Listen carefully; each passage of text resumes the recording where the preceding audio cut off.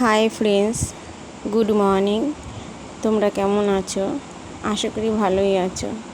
তো আমার হাতে ঘটি বাটি দেখে তোমরা ভাবছো যে ঘটি বাটি নিয়ে আমি কোথায় চললাম।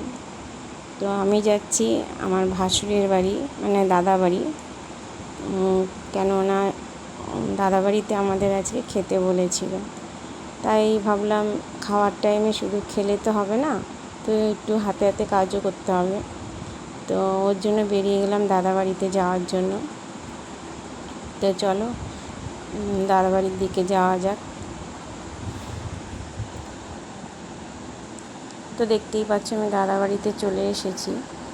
তো এসে দেখছি সবাই মোটামুটি মানে কাজ করতে বসে গেছে, সবজি কাটছিল। তো আমার জন্য 1 কাপ কফি রেখেছিল, তো কফিটা খেয়ে আমিও হাতে হাতে কাজ করতে শুরু করে দিলাম। তো দেখো এখানে আছে আমার একটা ননদ, আর একটা আছে ভাগ্নি, মানে পাশে বসে আছে আমার পাশে, ওটা হচ্ছে ভাগ্নি। তো এই ননদ মানে প্রেগনেন্ট, তাই এই ননদ আমার জায়ের কাছে লোটে মাছ খেতে চেয়েছে। তো তোমরা সবাই জানো যে প্রেগনেন্ট অবস্থায় যে যা খেতে চায় খাওয়াতে হয়। তো ওর জন্যই আমার যা আবার লোটে মাছ নিয়ে এসেছিলো কিনে।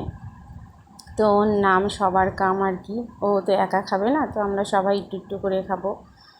তো যাই হোক, দেখো মানে গল্প করতে করতে কাজগুলো কমপ্লিট করে নিলাম।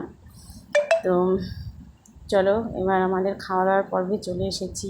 তোমরা দেখতেই পাচ্ছ ভোলা মাছ, তারপরে তোমার লোটে মাছ, শুটকি মাছ। তো তোমরা শুটকি মাছের কথা শুনে ভাবছো এবার শুটকি মাছও খায় না, আমি খাই না, বাড়ির সবাই খায়। তারপরে এখানে আছে ডাঁটা কুমড়ো দিয়ে চচ্চড়ি, আর আছে পাঁপড় ভাজা, আর মাছের ডিমে দিয়ে বড়া, আর তার সঙ্গে আম লিচু তো আছেই। তো চলো আজকে এই পর্যন্তই, আমরা খেতে থাকি। Tata, by.